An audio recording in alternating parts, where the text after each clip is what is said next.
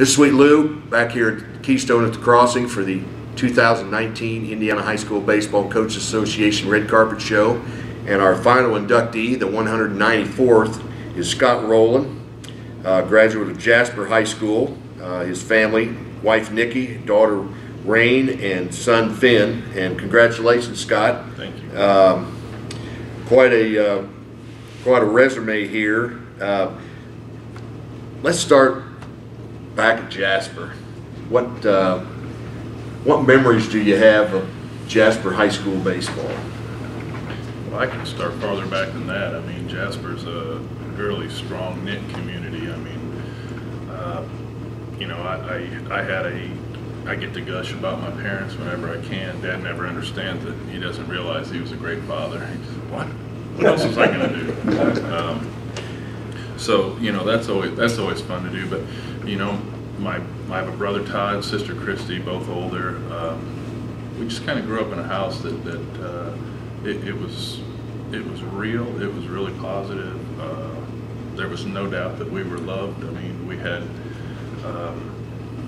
you know, we were disciplined. We had discipline. We had work ethic. Our community taught work ethic, you know, as a whole, and you know, supported high school athletics as well as any community in the state without a question. So, as a place to grow up and kind of, you know, from the time I kind of have a theory, from the time you're 0 to 18, you're kind of, you know, in your house and in your community, and you really learn some lessons along that way from 18, you know, to about when you get married and you start having kids, you're kind of on your own and get to shape yourself a little bit. But I mean, such a strong base there in Jasper, Indiana, and certainly, you know, I tip my cap to mom and dad and my brother and sister, you know, our household that we grew up in. So, you know, Jasper baseball is just really a small piece of just growing up in the Jasper community. Your major league experience here is just incredible here. Philadelphia Phillies, St. Louis Cardinals, Toronto Blue Jays, and Cincinnati Reds, and then of course the icing on the cake, the World Championship in 2006 with the Cardinals. Can you describe a little bit what that feels like to be a World Champion? I can tell you exactly. I have 4 shoulder surgeries, and I'm getting a back surgery on Thursday of next week. So that's exactly what it feels like. But well worth it. No, without a question. You know, the World Championship you're talking about. You know, as mentioned before, you don't play the game, umpire the game. You're not a trainer, you're not a coach to be inducted into a Hall of Fame someday, or at least I'm not. That's not where my personality is, and I wanted to play in the major leagues growing up. You know, I went to kindergarten. My mom asked me how it was. I said, I thought, I'd probably just stay home, play baseball. You know, it sounded great at the time. I mean, that's where my mentality was. So, you know, I had to fight for it, you know, about every day. Nothing came real easy for me in the game. Like I said, I really felt like I was taught a real strong work ethic, and if I didn't get something right, I was going to fix it. I was going to work harder than whoever was out there pitching against me, whoever I was out there playing with me or against me. Not to taunt them, be in their face, but to be better. I just wanted to succeed. I wanted to have a chance every night. So, you know, especially when I was young, the game was real fast. I was overmatched quite often. Big failures, you know, quite often. And my work ethic was, you know, from the time I got to the ballpark till the time the game started, I took some pleasure, and there's nothing else I can do now. You know, John Smoltz is on the mound, and I have taken as many swings as I humanly can before I face John Smoltz in the first inning. So nothing else I can do. We'll try it again tomorrow against Tom Glavine or Maddox or somebody. Speaking of being overmatched all the time, that's right. What I was talking about. But that's kind of how I went through the whole thing. You know, I started in Philadelphia. We struggled as a team for quite a while. I was traded to St. Louis, which was a great situation for me. A lot of guys my age at the time. It was a group that was married, having kids, professionals playing ball. We weren't just going to the ballpark because we were supposed to be there at 3:30. We were going ballpark to do our jobs. And we had a nice thing going. We had a nice group there. So, you know, the '04 team that I was on, I'd never played on a better team in my life. And we got swept, you know, by the Red Sox, and I went 0 for 15 in the World Series. So that's a little humbling. And, you know, afterwards, you know, I'm standing with my wife, we're throwing some balls with the dogs or whatever at the time. And, you know, I said to her, I'll never win a World Series.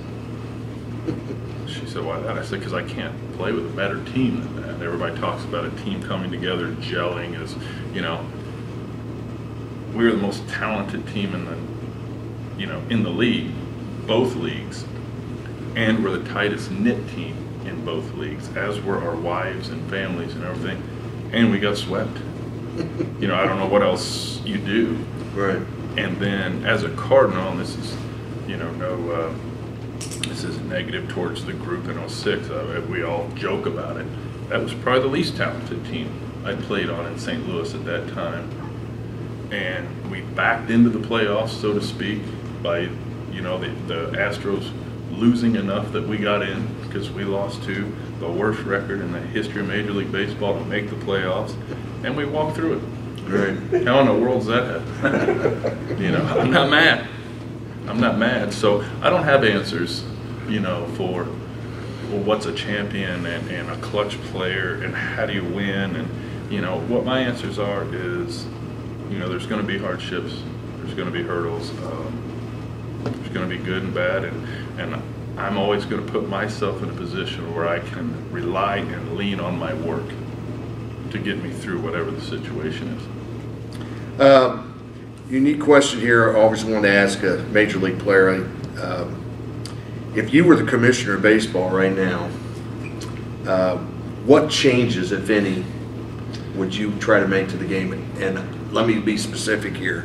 I see ESPN's going to move some of their game times on Sunday night back from 8 o'clock to 7 o'clock, whatever. Any comment regarding changes made in travel like that? I mean, did you like how many? You probably couldn't tell me how many times you played on Sunday night, but those, you know, being the only game in town that night and everybody focusing on it, but yet if you had to travel somewhere, I'm sure that had to be kind of a pain in the butt, right? Well, there's different, just addressing that point, you know, right there's different ways to look at things. When I was younger, who cares? When I'm older with kids, a wife, and a family at home, right, I'm ready to go. You know, I want to get back to my kids. Right. You know, the travel was the best part when I was young, and it's the worst part when I'm older. You know, and so if I were the commissioner, I would first have to read what the rules are now, because none of them are the same as when I played. Right. I don't even know what the rules are in baseball. Somebody asked me that too. Well, you still want to play? I said, I don't know the rules. We got replay everywhere. We have shot clocks on pitchers. So I'd have to brush up on the rules before I could go back and play. So I'm not sure I'd be a great commissioner on that. I don't mind guys throwing balls and hitting people in the middle of the back here and there to kind of play baseball and protect your team and see what's going on. That's kind of how I grew up. That's kind of how I saw the game. I'm not sure you can slide anymore. Well, as far as the rules concerned, I've heard some scuttlebutt. You know, I mentioned Sunday night baseball, and whenever some of the guys here in the audience talk about games going long. I mean, whenever the Red Sox and the Yankees usually played on Sunday night, couldn't stay up, whatever. If you were commissioner, there's been some scuttlebutt thrown around about, hey, we go extra innings, we'll just go the old international rule and start the 10th inning with a guy on second and go from there. Are you trying to make me throw up? I don't like playing 22 innings either, but we're going to find out who wins. Yeah. You know, that's kind of the way, you know, I went down. Like I said, there's rules in place right now. I'm not trying to get anybody hurt by any means. You know, we slid into second, broke up double plays as an offensive play.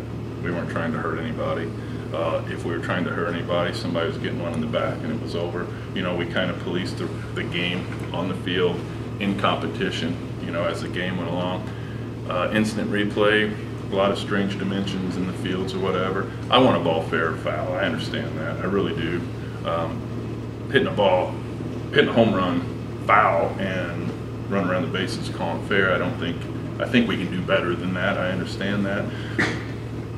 But, you know, I'm not a big fan of electronics taking the call. Now, believe me, I've yelled at some umpires, you know, without question. But what we're seeing is, without getting on a soapbox, we're seeing players waiting, pointing to the dugouts and waiting for electronics to decide, you know, what's going on here. Where, you know, it's hard to gripe about the length of a game when we stand on the field for 5 to 10 minutes, calling back to New York to see if they're safe or out. You know what I mean? He said you're out. Let's go off the field. Scream at him, yell at him, get thrown out of the game, get fined. I got it. I get it. You know, that's okay. I'm just not a fan of a lot of the things that are. I'm not mad. Right. You know, I'm not mad at anything. It's not something that I participated in, and you know, my preference is to you know, flip the ball to your 2 starting pitchers and let's go see what happens out here. Lastly, what's this honor mean for Scott Rolen? I mean, this is everybody said, you know, this is a great honor. You know, it's fantastic. Unfortunately, you know, my dad's back's maybe worse than mine. He's down in Florida with Mom. Don't feel too bad for him, but he's not traveling right now. Mom and Dad would love to be here. My brother's watching his son play high school basketball, hopefully tearing up Castle tonight. My sister's in Florida.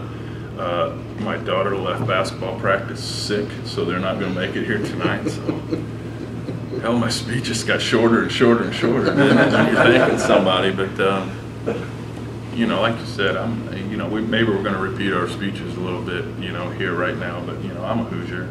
You know, I'm from Indiana. I'm real proud of that. I'm real proud of being from Jasper, Indiana, and this is a great reflection, a great honor for me. Congratulations, Scott. Appreciate your time. Thank you. Sweet Lou, Jeff Lazatter saying so long, everyone. Thanks for watching.